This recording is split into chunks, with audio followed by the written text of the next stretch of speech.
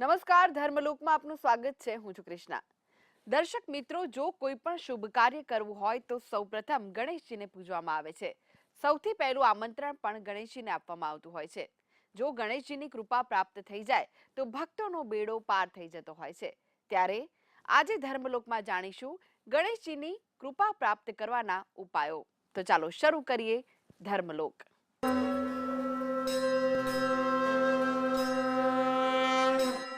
તો કેવી રીતે ગણેશજીની કૃપા પ્રાપ્ત કરવી જોઈએ, કયા ઉપાયો કરવા જોઈએ, તે વિશે જ વધુ માહિતી માટે આપણી સાથે જોડાયેલા છે જાણીતા જ્યોતિષાચાર્ય ડોક્ટર હેમિલભાઈ લાઠિયા. હેમિલભાઈ, ધર્મલોકમાં આપનું સ્વાગત છે. નમસ્કાર. નમસ્કાર. હેમિલભાઈ, ગજાનન ગણેશજીની આજે વાત કરવાની છે. ગણેશજીને જો રીઝવવા હોય, તેમની કૃપા પ્રાપ્ત કરવી હોય તો કેવા ઉપાયો કરવા જોઈએ? જો ગણપતિની આપણે વાત કરીએ તો ગણપતિ દાદાને તો આપણે એમ કહીએ ને કે પ્રથમ પૂજનીય દેવ તરીકે આપણે પૂજીએ છીએ. એટલે કે એને દરેક લોકો પોતાની શ્રદ્ધા ભક્તિ મુજબ પૂજા તો કરતા જ હોય છે.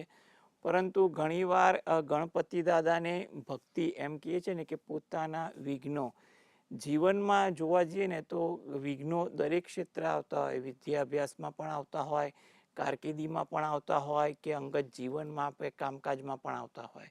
એટલે જીવનમાં જે વિઘ્ન દૂર કરવા માટે પણ આપણે વિઘ્ન દૂર કરનારા દેવ તરીકે ગણપતિ દાદાની ભક્તિ કરીએ છીએ. એટલે ગણપતિ દાદાની ભક્તિ સામાન્ય રીતે તો આપણે એમના નામ સ્મરણ સાથે તો કરતા જ હોઈએ છીએ. પરંતુ ઘણીવાર કેટલાક માર્ગદર્શન અને વિદ્વાનોની સલાહ સૂચન મુજબ પણ જોવા જઈએ ને તો આપણને કેટલીક વિશિષ્ટ માહિતી પણ મળતી હોય છે કે ગણપતિ દાદાની ભક્તિ ક્યારે કેવી રીતે કરવી, કયા કારણસર કરવી વગેરે જેવી બાબતે. એમાં પણ જોવા જઈએ તો કે ગણપતિ દાદાના કેટલાક પાઠ એ આપણા જીવનમાં ખૂબ જ ઉપયોગી બનતા હોય છે. એટલે ગણપતિ દાદાના તો ઘણા મંત્ર હોય છે, વૈદિક મંત્ર હોય છે, શાસ્ત્રોક મંત્ર હોય છે, તાંત્રિક મંત્ર પણ હોય છે વગેરે જે બાબતોના મંત્રોનું આપણે સ્મરણ કરીએ ને એ પણ ઘણું ઉચિત ગણાય છે. તેમજ કેટલાક વિવિધ પાઠ છે, અર્થ સ્તોત્ર છે, ગણપતિ દાદાના કવચના પાઠ છે, સહસ્ત્ર નામ છે વગેરે જેવી બાબતો. એટલે કે આ પાઠ આપણે જોવા જઈએ ને તો આપણા જીવનમાં ઘણા ઉપયોગી છે. આપણે આપણી સમય અનુકૂળતા મુજબ અને માર્ગદર્શન મુજબ આપણે પાઠ કરતા હોઈએ છીએ. સામાન્ય રીતે ગણપતિ દાદાના પાઠ ઘરે બેસીને પણ કરીએ છીએ. ગણેશ મંદિર હોય ત્યાં પણ કરી શકાય છે, અથવા આમ જોવા જઈએ ને કોઈ પણ દેવ દેવી અથવા શિવાલયમાં ગણપતિ દાદાની ઉપસ્થિતિ હોય છે ત્યાં બેસીને પણ વિદ્વાનો કરાવતા હોય છે અથવા ભક્તો કરતા હોય છે. જો ઘરે બેસીને પણ કરો ને તો પણ એના ઉચિત ફળ તો મળતા હોય છે. સામાન્ય રીતે ઘરે બેસો તો નાની સરખી કોઈ પણ પ્રતિમા હોય, પ્રતિમા તમારે ચાંદીની હોય કે પછી કોઈ પણ માર્ગદર્શન હેઠળ તમે લાયા હોય એની હોય.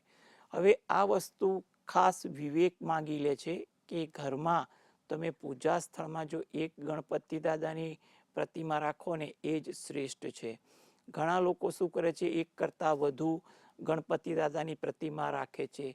એ થોડુંક જેને કહીએ ને અવિચારી પણ લાગે કે ઘરમાં જો મંદિર હોય તો મંદિરમાં એક સાથે કહેવાય ને કે 3 કે થી વધુ ગણપતિ દાદા ન રાખવા. તો ઘણીવાર શું કહે છે કે કોઈ સિક્કામાં પણ જો ગણપતિ દાદા આવી ગયા હોય ને તો પણ એને પૂજામાં મૂકે છે ભાવના રૂપે.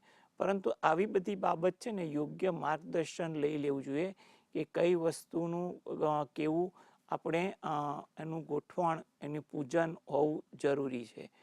એટલે આ વસ્તુનું પ્રથમ માર્ગદર્શન તમારે લેવું અગત્યનું છે. હવે આપણે માની લઈએ કે ઘરમાં એક ગણપતિ મંદિરમાં રાખ્યા છે તો તેની સામે બેસીને કઈ વસ્તુના જાપ કરાવીને એનું પૂજન કેવી રીતે સામાન્ય રીતે કરવું.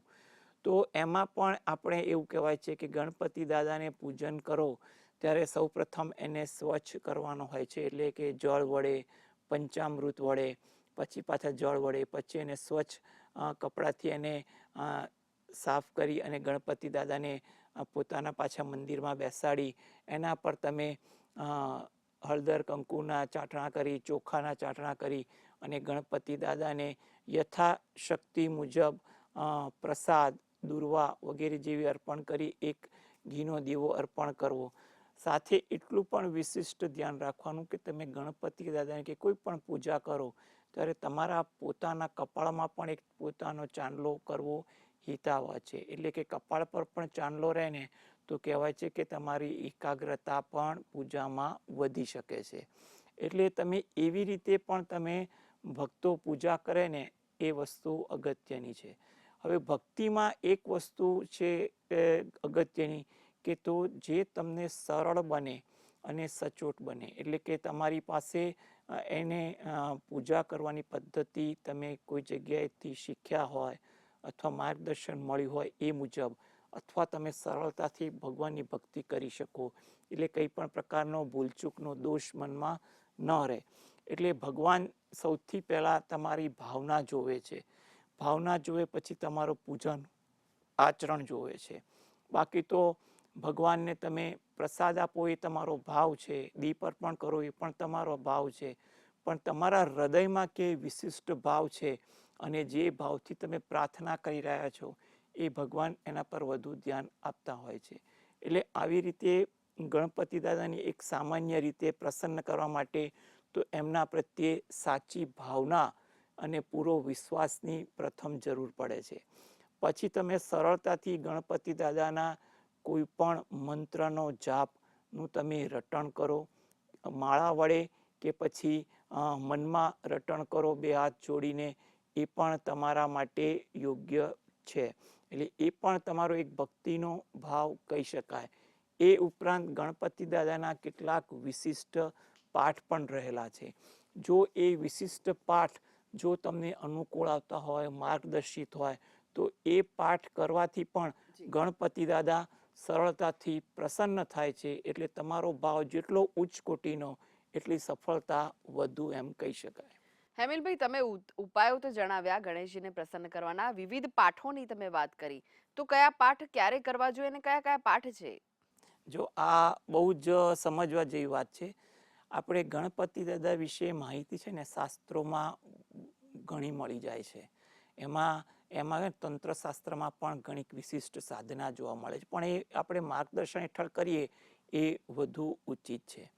હવે સૌ પ્રથમ તો આપણે એમ વાત કરીએ કે જ્યારે પણ વિદ્યાભ્યાસ માટે કરતા હોઈએ પાઠ, અથવા માની લો કે કોઈના લગ્ન અંગે મંગળ દોષ હોય તો તેના નિવારણ માટે કરતા હોઈએ, અથવા બીજી વસ્તુ એ કે ઘણા લોકોએ લોન લીધી હોય એ લોન ચૂકવવા માટે શું કરવું, તો એના માટે પણ ગણપતિ દાદાની આપણે પ્રાર્થના કરતા હોઈએ છીએ.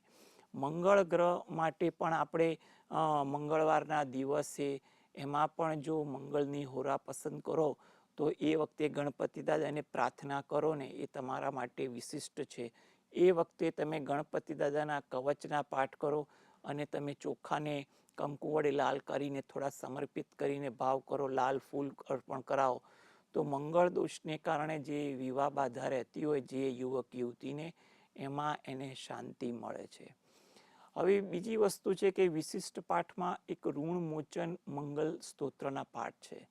એટલે કે ઘણા લોકોએ લોન લીધી હોય ઘર બનાવવા કે પોતાના વ્યવસાયમાં કે કોઈ પ્રસંગમાં, એ લોન ચૂકવવામાં તકલીફો ઊભી થતી હોય, એમાં કંઈ પણ અડચણો આવતી હોય, તો એ દૂર કરવા માટે પણ જો તમે મંગળવારના દિવસથી શરૂ કરો, દર મંગળવારે અથવા દરરોજ જે ગણપતિ દાદા સમક્ષ ઋણ મોચન મંગલ સ્તોત્રના પાઠ આવે છે, એ પાઠ તમે માર્ગદર્શન સાથે જો ગણપતિ દાદા સમક્ષ કરો ને તો એનાથી તમારું ઋણ ધીરે ધીરે ઓછું થાય છે. ગણપતિ દાદાની કૃપા થાય છે, એટલે કે ઋણ ચૂકવવામાં તમને કોઈ વિઘ્ન આવતા નથી. એટલે ખાસ કરીને અત્યારના જમાનામાં ઋણ તો તમે હવે તો જોવા જોઈએ ને કે હાયર એજ્યુકેશનમાં પણ લેવાતું હોય છે, મકાન બનાવવામાં, વ્યવસાયમાં કે કંઈ પણ પ્રસંગોમાં પણ ઋણ લેવાઈ જતું હોય છે. ત્યારે ઋણ ચૂકવવામાં પણ તકલીફ ના પડે અથવા પડતી હોય તો તેના નિરાકરણ માટે આ ગણપતિ દાદા સમક્ષ ઘરે બેસીને ઋણ મોચન મંગળ સ્તોત્રના પાઠ કરો ને એ વધુ અગત્યનું છે. જ્યારે પણ ઘરમાં કે જીવનમાં માંગલિક કાર્યો અટકતા હોય, સારા કાર્યો અટકતા હોય, તો તેના માટે પણ જો અર્થ સ્તોત્રના પાઠ કોઈ વિદ્વાન પાસે કરાવો ને પછી તો રોજ જે તમે કરો ને તો પણ તમને એનો યોગ્ય ફાયદો થઈ શકે છે. હવે બીજી વસ્તુ એ છે કે ઘણા લોકોના વ્યવસાય એવા હોય છે કે એમાં ઉતાર ચઢાવ બહુ આવે, એમાં સિઝનેબલ પણ ધંધા હોય કે શેર બજારના ધંધા હોય, ક્યારેક કેટલું આવકનું પ્રમાણ હોય કે એવો ધંધો જામે એની અનિશ્ચિતતા હોય. તો શું કરવું? ઘણા લોકો સિઝનેબલમાં એવું હોય છે કે સિઝન સારી જાય તો વરસ જાય, નહીંતર તકલીફ પડે. તો વગેરે જેવી બાબતો હોય, શેર બજારમાં માર્કેટ તેજીમાં હોય, કામ થતું હોય, મંદીમાં આવે, તકલીફ પડતી હોય, વગેરે જેવી સ્થિતિ થતી હોય, તો એવા વખતે અણધાર્યા લાભ મળે અને આકસ્મિક ઉતાર ચઢાવ માટે રક્ષા મળે ને તો કેટલાક વિદ્વાન લોકો જે વૈદુર્ય નંગ, કેતુનું નંગ આવે છે ને એના પર ગણપતિ અંકિત કરાઈ અને એને પૂજા સ્થાનમાં અથવા વ્યવસાય સ્થાનમાં રાખી અને ગણપતિ દાદાનું નામ સ્મરણ કરવાનું પસંદ કરે છે. કહેવાય છે કે આને કારણે આકસ્મિક ઉતાર ચઢાવ સામે રક્ષણ મળે છે અને જે અસ્થિરતા વ્યવસાયમાં રહેતી હોય તો એ દૂર થાય છે. ઘણીવાર વિદ્યાર્થીઓને પણ આ અસ્થિરતા હોય છે, ક્યારેક ભણવાનું મન થાય, મોટા ભાગે ઘણીવાર ભણવાનું મન ન થતું હોય, એવું પણ એમને અસ્થિરતાવાળી જ્યાં પણ સ્થિતિ હોય તો એ અસ્થિરતાવાળી સ્થિતિમાં ધીરે ધીરે સ્થિરતા આવે છે. તેવું પણ આ ગણપતિ દાદાની આ વિશિષ્ટ ભક્તિથી તમને કહેવાય છે ને કે ત્વરિત ફળની ભાવના આ ભક્તોમાં આ બાબતે વધુ જોવા મળે છે. માટે જો વૈદુર્યના ગણપતિથી આવી રીતે પૂજા કરવામાં આવે ને તો તમને આ પ્રકારના ફાયદા થઈ શકે, એટલે કે રક્ષણ થઈ શકે તેવું પણ બની શકે છે. તદ ઉપરાંત બીજી વસ્તુ એ પણ જોવામાં આવે છે કે આપણે ઘણીવાર ઘરમાં દ્વાર દોષ હોય અથવા દ્વાર માટે ગણપતિ દાદાને સ્થાપન કરવું હોય કે જેની તમને રક્ષા કરે, તો કેવી રીતે ગણપતિ દાદાને દ્વાર પાસે એમની છબી રાખવી કે કંઈ પણ પ્રતિમા રાખવી એનું પણ વિશિષ્ટ માર્ગદર્શન વિદ્વાનો આપતા હોય છે. તો જેથી કરીને દ્વાર અંગેની કંઈ પણ નકારાત્મક ઉર્જા ત્યાં રહેતી હોય ને તો તે ન રહે તેવું પણ બની શકે. એટલે આ બાબતે ઘણીવાર વાસ્તુશાસ્ત્રના નિષ્ણાંતોનું પણ માર્ગદર્શન લેવાતું હોય છે, જેને કારણે ગણપતિ દાદાની કૃપા ઘર પર અને ઘરમાં દ્વાર પાસે હોય તો અવારનવાર દ્વારથી આવજાવ કરો ત્યારે પણ રહે તેવું બની શકે. હવે બીજી પણ વસ્તુ કે ઘણા લોકોનું મનોબળ બહુ નબળું પડી ગયું હોય. મનોબળ નબળું પડી ગયું હોય તો તેવા લોકોએ શું કરવું? તો એવું પણ કહેવાય છે કે મનોબળ નબળી પડી ગયું હોય ને ત્યારે પણ ગણપતિ દાદાનું પૂજન કરવું મંદિરમાં કે ઘરે શ્રેષ્ઠ છે. ગણપતિ દાદા સમક્ષ એવું કહેવાય કે જો તમે દક્ષિણ મુખ તમારું રાખી અને ગણપતિ દાદાનું નામ સ્મરણ સતત રહો ને તો તમારું જે મનોબળ જે ઓછું થઈ ગયું હોય એમાં ધીરે ધીરે સુધારો આવે છે. હવે ઘણા વિદ્વાનોનું એવું પણ મંતવ્ય છે કે ગણપતિ દાદાના વિવિધ મુદ્રા સ્વરૂપો, એમાં કયું સ્વરૂપ પસંદ કરવું પૂજા ભક્તિ માટે એ પણ કેટલીક ભક્તિ વિશિષ્ટતામાં જોવા મળે છે. જેમણે કે જમણી સૂંઢવાળા ગણપતિની કેટલીક વિશિષ્ટ સાધના રહેલી છે. એ ક્યારે કેવી રીતે પૂજા કરવી, એના ત્વરિત ફળ કેવી રીતે મળતા હોય છે, જો એ માર્ગદર્શન હેઠળ કરવામાં આવે ને તો પણ એના વિશિષ્ટ ફાયદા રહેલા હોય છે. એટલે ઘણીવાર ગણપતિ દાદાને સિંહાસન પર બેઠેલા કે કઈ રીતે એની મુદ્રા છે કે એનું આસન પર બેઠેલા વગેરે જેવી બાબતોમાં પણ ઘણા વિદ્વાનો એનો વિવેક બતાવતા હોઈએ છે. જો એ પણ સમજવાની કોશિશ કરે ને તો પણ તમને એનો ઉચિત ફાયદો થાય તેવું બની શકે ખરું. એટલે આપણા જીવનમાં કહેવામાં આવે છે ને કે વિઘ્નો ક્યારે કેવી રીતે આવે, કયા ક્ષેત્રથી આવે એ નક્કી ન હતું, પરંતુ જો ગણપતિ દાદાનું નામ સ્મરણ લેવામાં આવે ને તો કોઈ પણ ક્ષેત્રમાંથી આવતા વિઘ્નો સરળતાથી ગણપતિ દાદાની કૃપાથી દૂર થાય છે. એવી દ્રઢ ભક્તિ ભાવના ભક્તોમાં તો રહેલી જ હોય છે.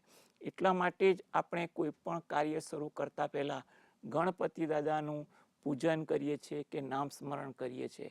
એટલે કે જે તે બાબતે તેનું કોઈ પણ પ્રકારના કાર્યમાં વિઘ્ન ના આવે, કાર્ય સરળતાથી પડે. ઘણી સાધના એટલી સરળ છે, જો સમજીને કરવામાં આવે ને તો એના ત્વરિત અને ઉચ્ચતમ ફળ મળે છે અને ભક્તોમાં આ બાબતે ભાવના પણ રહેલી હોય છે અને અનુભવ પણ રહેલા હોય છે. જી જી જી. હેમિલભાઈ, તમે ધર્મલોકમાં ઉપસ્થિત રહ્યા, દર્શક મિત્રોને ગણેશજીનો મહિમા દર્શાવ્યો, તેને પ્રસન્ન કરવાના ઉપાયો જણાવ્યા, તે માટે આપનો આભાર. નમસ્કાર. નમસ્કાર. તો દર્શક મિત્રો, તમે પણ ગણેશજીને પ્રસન્ન કરવાના ઉપાયોનો ઉપયોગ કરીને તમારા જીવનને સુખ સમૃદ્ધિથી ભરપૂર બનાવી શકો છો. આ સાથે જ આગળ જોઈશું વિશેષ રજૂઆત સુખની શોધમાં. તે પહેલા લઈએ વિરામ.